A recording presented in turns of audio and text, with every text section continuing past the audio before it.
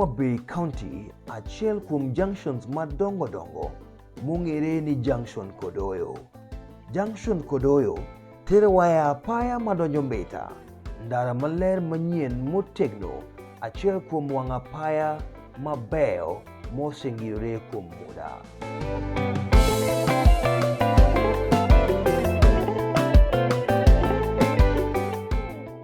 Bang' ringo kuom muda matin, wachopo e Mbita Town. Mbita Town en dala maber man kod chiemo to kod ohala mapek mopogore opogore to kod bende ngima madongo mapile ka pile. Mbita constituency en achiel kuom constituencies 8 mag Homa Bay County, ka bende kanyo wantiere kod Mbita North constituency. Wadhi ng'iyo japur miluongo ni John Mekura ma olony e weche mag pidho afwoto ma thothne dho ngere luongo ni watermelon.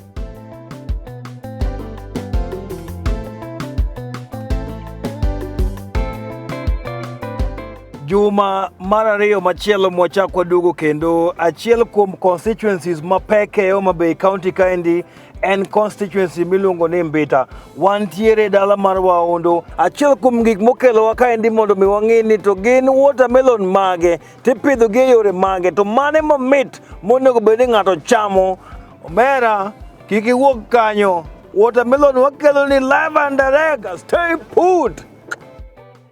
Waringo rough road moro matin kwa chiko beach miluongo ni Mirunda Beach e Waondo ka, mana kilomita matin kiwuok ka Ogege Beach. Waromo kod jolony kendo wadhi romo kodgi mondo gikonwa ni to watermelon kata afwoto ipidhe okang' to kod rang'iny mage.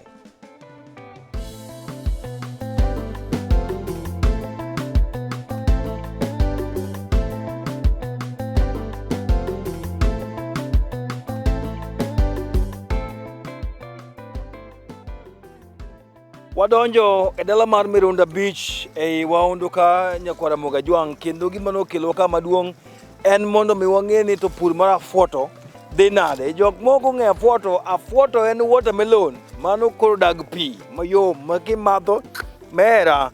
Antie ka kod japur miluongo ni John bende en achiel kuom jolony ma pacho ka, obiro nyisowa achiel kachiel kaka gini chalo, omiyo bed mana bedo kodwa, wan kodi.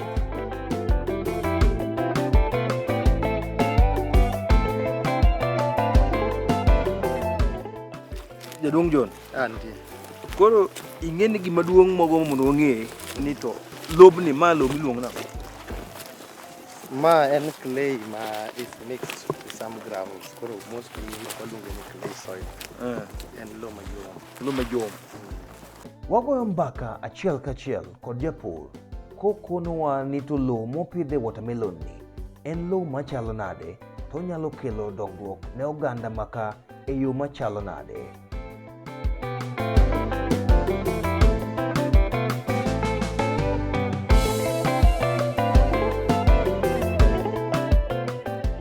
An gi nyinge na iluonga John Odhiambo Mekura.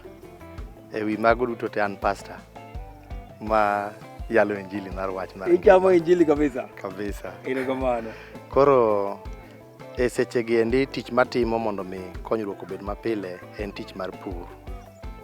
Kendo asebedo katime koro kuom muda mogwarore. Achiel kuom penjo ma wan godo en ni to koro kaka japur yore mag iko puodho itimo nang'o? Ipuro gi lwedo koso ipuro kod tinga? Achiel watimo land clearing, beto mar puodho. Ma nyaka wakikisa ni bunge ok nitiere e around puodho kanyo. Alafu pur mostly watimo ga kod tinga. Kamano. Ang'o momiyo ok idwa puro gi lwedo, upuro gi tinga? To ere kaka puro kod tinga kelo konyruok ne in kaka japur? Wapuro kod tinga nikech tinga bet ka okunyo lowo matut mamiyo yamo ringe i lowo maber, kendo kata kiolo pi to pigno donjo i lowo matut, ok evaporate kodhi malo piyo. To kaka koro sani aneno ka nitie pogruok kind puodho ni gi puodho ni. Ang'o momiyo diere kaendi bet owe gik machalo buya?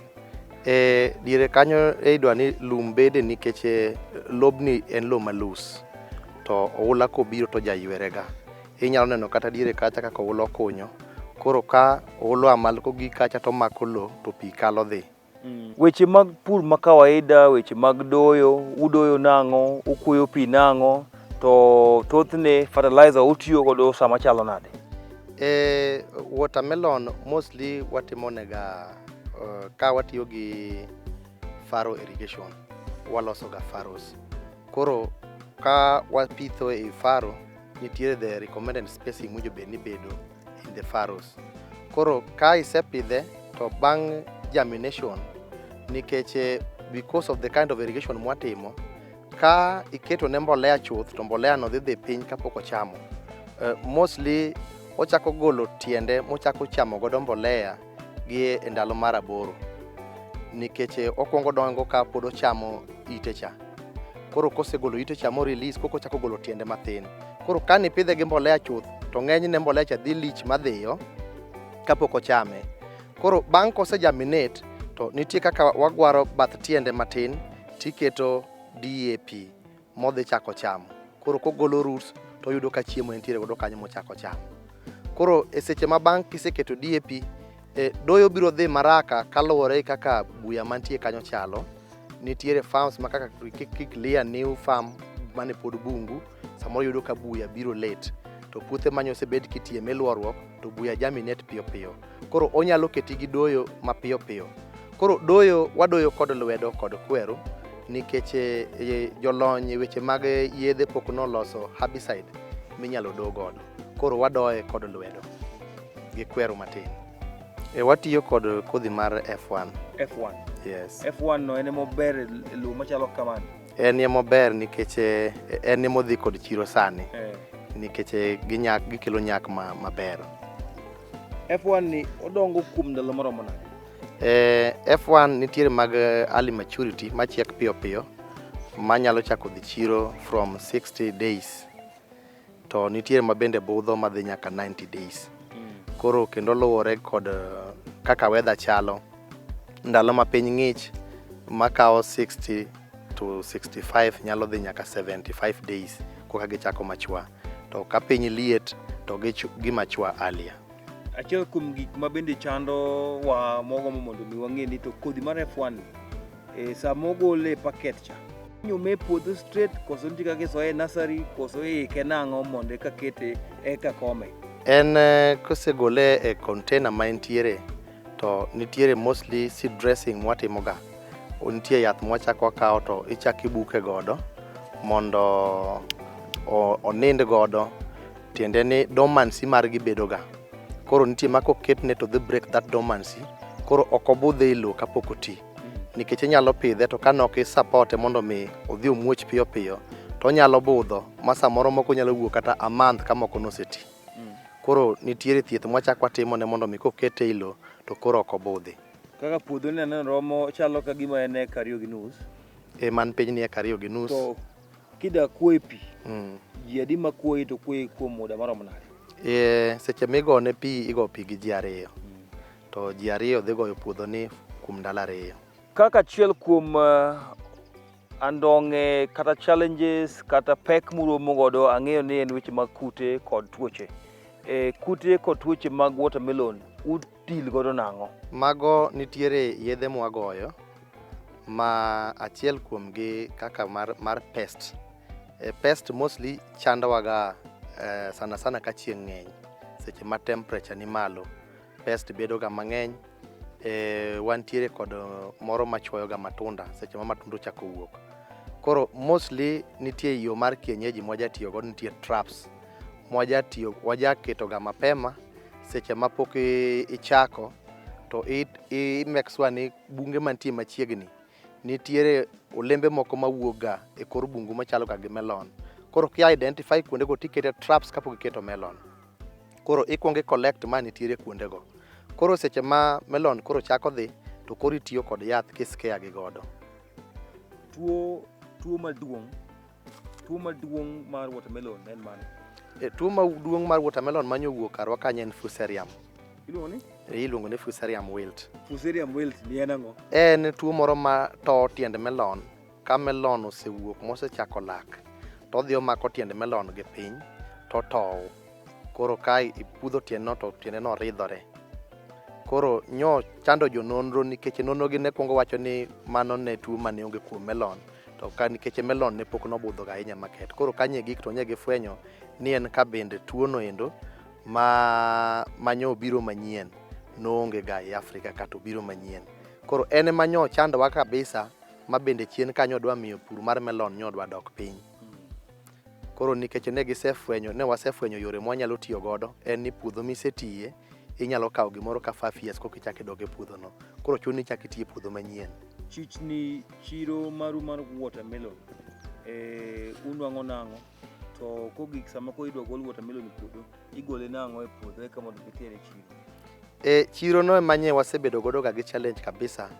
En achiel kuom gik manyochangia pur mar melon mar dok piny, nikech ka pur mar melon ochakore ne nitiere joma ne a Nairobi mane biro kawo ga melon, to by then ne pod ipidho melon mar local moro maratengni miluongo ni Sugar Baby. Koro gin bende mane gi introduce ni mondo wapidh kodhi mar F1, maka F1 no pok obiro to jochiro wegi notemo mokelo kodhi mar F1 no, mano wachako pidho. Koro ka wachako pidho to gine mane gikawo watermelon ka gitero Nairobi, kendo price mane gikelo gine mane gi dictate. To bang'e no to koro wachako wafwenyo ni wan be nitie kaka wanyalo chopo e chirono, e chirni ma Nairobi machalo kaka Margiti, City Park. To chirono bende kata an awuon nasetemo madhiye, to nitie challenge e chiro. Ne nitiere brokers, ka ok ing'ere iye kanyo maber to mwandu nigo nyalo lal maweyi te. Koro ne wachako wabedo kendo kod luoro mar dhi. Then wabedo kod brokers mane golo melon ka to miyogi.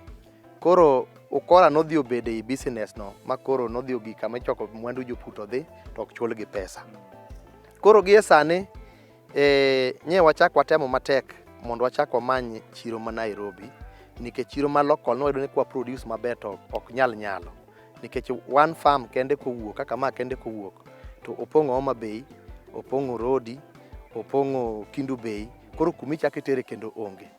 Weche mag pur to kod achiedh nade kod ndong'e muneno, gin weche mage mugombo mondo mi ochop ne jotend migepe mag pur ma kaunti ka, sirikal mamalo to kod jowa mantiere sekta mag weche mag pur? Challenges ma wantiere godo, achiel chuno ni nyaka wati e area machiegni kod pi.